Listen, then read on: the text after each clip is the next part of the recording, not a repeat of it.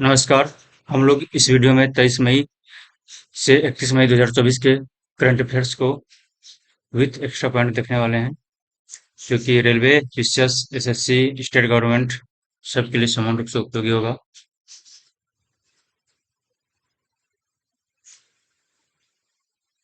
23 मई 2024 को प्रति स्मिता भोई ने आईडब्ल्यूएफ वर्ल्ड यूथ चैंपियनशिप में कौन सा पदक जीता?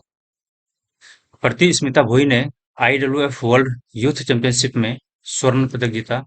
यह खेल भारोत्तोलन से संबंधित है और ये 40 केजी वर्ग कैटेगरी में खेलती हैं प्रति स्मिता भोई।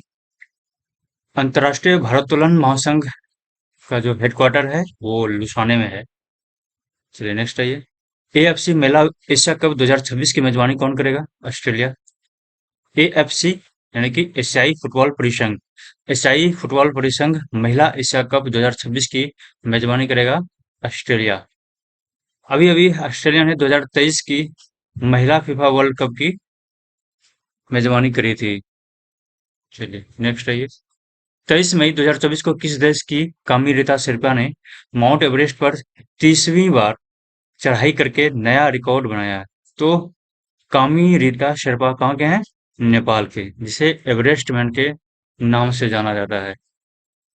23 मई 2024 को किस हाईकोर्ट ने 2010 के बाद जारी सभी ओबीसी प्रमाण पत्रों को रद्द कर दिया है? तो कलकत्ता हाईकोर्ट ने बंगाल में 2010 के बाद जितने भी ओबीसी प्रमाण पत्र जारी किया गया था उसे रद्द कर दिया है।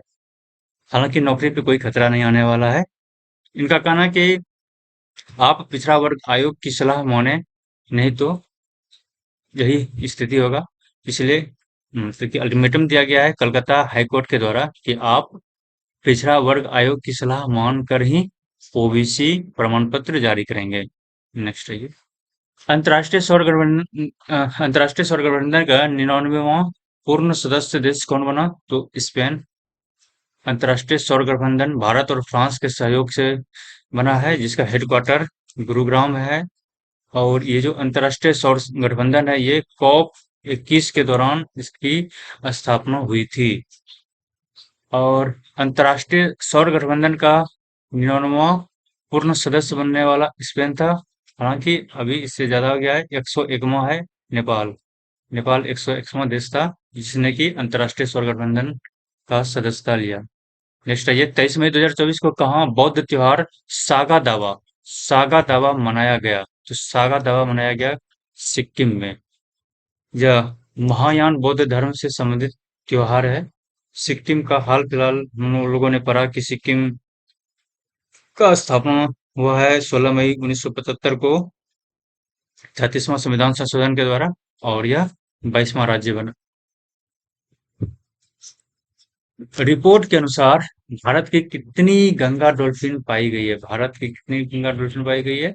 4000 गंगा डॉल्फिन पाया गया है। डॉल्फिन जो होती है वो अंधी होती है और यह मीठे पानी में रहती है।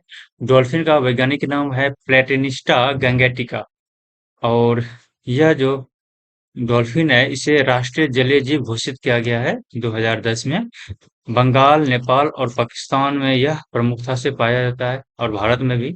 भारत, बांग्लादेश, भारत, बांग्लादेश, नेपाल, पाकिस्तान। और अगर भारत में बात किया जाए तो भारत में यह गंगा नदी, घाघरा नदी, कोसी, गंडक, चंबल और यमुना नदी में पाया जाता है। तो चंबल विशेष रूप से याद रखना है।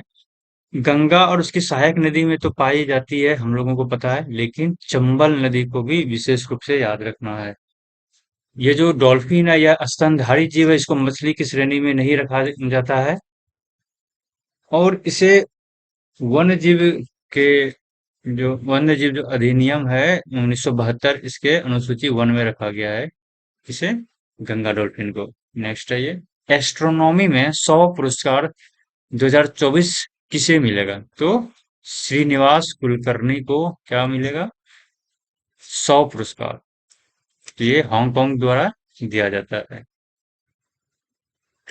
23 मई 2024 को किस हवाई अड्डे ने जीरो वेस्ट टू लैंडफिल का दर्जा हासिल किया है? तो तिरुवनंतपुरम हवाई अड्डा। इससे क्या मिला है? Zero waste to landfill. इसका मतलब हुआ कि इन्होंने कचरे को कम करने के लिए बहुत प्रयास किया है। इसलिए जीरो वेस्ट टू लैंडफिल का दर्जा हासिल हुआ है तिरुवनंतपुरम हवाई अड्डे को। नेक्स्ट, 23 मई 2024 को यूएई के राष्ट्रपति ने किस देश के राजदूत को प्रथम श्रेणी स्वतंत्रता पदक प्रदान किया है? तो पराग्वे। पराग्वे के राजदूत को प्रथम श्रेणी स्वतंत्रता पदक प्रदान किया है कौन? यूए की यूए की राष्ट्रपति ने। राष्ट्रपति कौन है? शेख मोहम्मद बिन जायद अल नहयान। शेख मोहम्मद बिन जायद अल नहयान हैं यूएई के राष्ट्रपति। इन्होंने पराग्वे के राजदूत को प्रथम श्रेणी स्वतंत्रता पदक प्रदान किया है। नेक्स्ट है ये, 24 मई 2024 को मोरियप्पन थंगावेलु ने विश्व पैरा एथलेटिक्स चैंपियनशिप में कौन सा पदक जीता? तो मोरियप्पन थंगावेलु ने विश्व पैरा एथलेटिक्स चैंपियनशिप में स्वर्ण पदक जीता। और ये किस खेल से संबंधित खिलाड़ी हैं? ऊंची कूद। ऊंची कूद से संबंधित खिलाड़ी हैं। मोरियप्पन थंगावेलु ने रियो 2016 में T42 वर्ग में स्वर्ण पदक जीता। फिर टोक्यो 2020 में रजत पदक जीता। फिर पेरिस ओलंपिक जो पैरा ओलंपिक जो कि 2024 में हुआ, इसमें कांस्य पदक जीता। यानी कि ये पैरा ओलंपिक का चर्चा कर रहे हैं हम लोग। रियो पैरा ओलंपिक 2016 में स्वर्ण पदक, टोक्यो पैरा ओलंपिक 2020 में रजत पदक और पेरिस पैरा ओलंपिक में कांस्य पदक जीता। यानी कि इन्होंने 3 पैरा ओलंपिक में मेडल जीता। किसने? मोरियप्पन थंगावेलु ने। नेक्स्ट ये, कौन भारत को अगली पीढ़ी के परमाणु ईंधन की आपूर्ति करेगा? तो अगली पीढ़ी के परमाणु ईंधन की आपूर्ति करेगा रूस। भारत का प्रथम परमाणु रिएक्टर कौन है? था अप्सरा। कहाँ है? ट्रॉम्बे में। किस कंपनी ने सोशल बोट का अधिग्रहण किया है? तो सोशल बोट का अधिग्रहण किया है नॉइज कंपनी ने। यह स्मार्ट वॉच बनाने वाली एक कंपनी। 24 मई 2024 को विश्व की सबसे ऊंची खगोलीय वेधशाला का उद्घाटन कहाँ किया गया है? तो ये जापान में नहीं होना चाहिए, ये होगा आटाकामा रेगिस्तान चिली में। और यह माउंट चाजनंतोर है। एक पर्वत है जिसका नाम है माउंट चाजनंतोर, जो कि चिली में पड़ता है। और यह क्षेत्र अटाकामा रेगिस्तान में पड़ता है। तो यहाँ सबसे ऊंचा खगोलीय वेधशाला का उद्घाटन किया गया है। 24 मई 2024 को किस देश की लेखिका जेनी एपेनबेक ने अंतर्राष्ट्रीय बुकर पुरस्कार जीता है? तो जर्मनी। जर्मनी की लेखिका है जेनी एपेनबेक। इन्होंने अंतर्राष्ट्रीय बुकर पुरस्कार 2024 जीता है। ठीक है। इसकी कृति का नाम क्या है? कैरोस। कैरोस के लिए मिला है। और पुरुष में माइकल हॉफमैन है, ये अनुवादक है, इनको मिला है अंतर्राष्ट्रीय बुकर पुरस्कार। अंतर्राष्ट्रीय बुकर पुरस्कार जीतने वाले कुछ भारतीयों का नाम देखिए। V S Naipaul in a free state के लिए मिला था। सलमान रुश्दी को मिडनाइट चिल्ड्रन के लिए मिला था। अरुंधति राय को the God of small things के लिए मिला था। Kiran Desai the inheritance loss के लिए मिला था। अरविंद अडिगा को द व्हाइट टाइगर के लिए मिला था। गीतांजलि श्री को 2022 में, गीतांजलि श्री को कब? 2022 में टॉम ऑफ सैंड के लिए मिला। चलिए, 24 मई 2024 को किस राज्य की ई रिक्शा चालक आरती को, क्या नाम है? आरती को यूके के महिला सशक्तिकरण पुरस्कार से सम्मानित किया गया? तो उत्तर प्रदेश। उत्तर प्रदेश की है आरती। इन्हें महिला सशक्तिकरण पुरस्कार कहाँ प्राप्त हुआ? यूके में, यूके के बकिंघम पैलेस में। और इन्हें आरती को क्या, जो ई रिक्शा प्राप्त हुआ है, ये मिशन शक्ति, उत्तर प्रदेश में एक मतलब कि मिशन है, मिशन शक्ति, इसके तहत इन्हें ई रिक्शा मिला है। और ई रिक्शा चालक हैं आरती। और इनको यूके के महिला सशक्तिकरण पुरस्कार से सम्मानित किया गया। चलिए, 10वां विश्व जल मंच कहाँ आयोजित हुआ? तो बाली में। हम जानते हैं कि बाली कहाँ का एक द्वीप है? इंडोनेशिया का द्वीप है। नेक्स्ट, 2024 24 मई 2024 को किस राज्य ने सरकारी अनुबंध नौकरियों में महिलाओं के लिए 33% आरक्षण अनिवार्य किया है। तो 33% अनुबंध नौकरियों में महिलाओं को 33% का आरक्षण दिया जाएगा। ऐसा कहाँ बनाया गया है? कर्नाटक में। और हम लोग पढ़े थे कि नंदिनी डेयरी जो कि कर्नाटक की है, और ये जो है स्कॉटलैंड टीम का प्रायोजक बनी है T20 विश्व कप में। T20 विश्व कप में स्कॉटलैंड टीम के प्रायोजक कौन कौन बनी है? नंदिनी डायरी। 23 मई 2024 को संयुक्त राष्ट्र ने किस दिवस के रूप में मनाने की घोषणा की है? तो विश्व फुटबॉल दिवस। संयुक्त राष्ट्र ने 25 मई को कौन सा दिवस मनाने की घोषणा करी? तो विश्व फुटबॉल दिवस। 25 मई 1924 को पेरिस ओलंपिक में फुटबॉल खेल के लिए सभी टीमों ने हिस्सा लिया था, इसलिए तब 25 मई को ही ऐसा डेट घोषित किया गया कि कि इस डेट में कभी पेरिस ओलंपिक में क्या हुआ था कि सभी टीमों ने हिस्सा लिया था।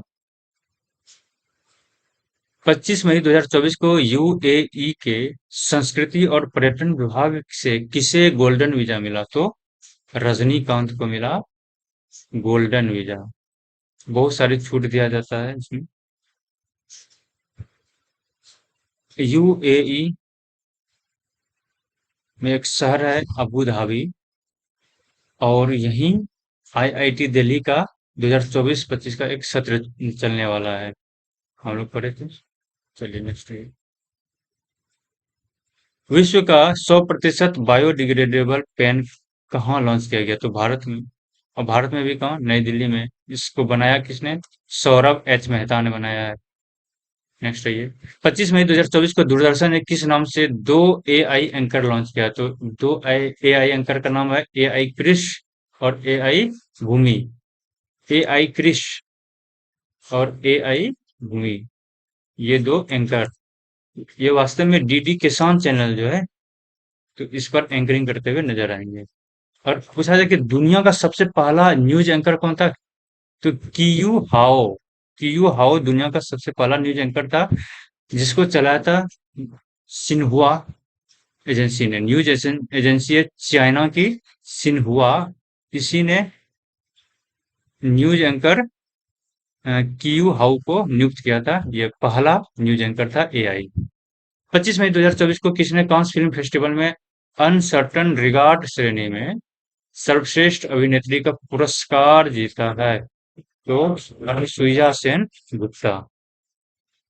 और कांस फिल्म फेस्टिवल में भारतीय पवेलियन का नाम क्या था? सूत्रधार।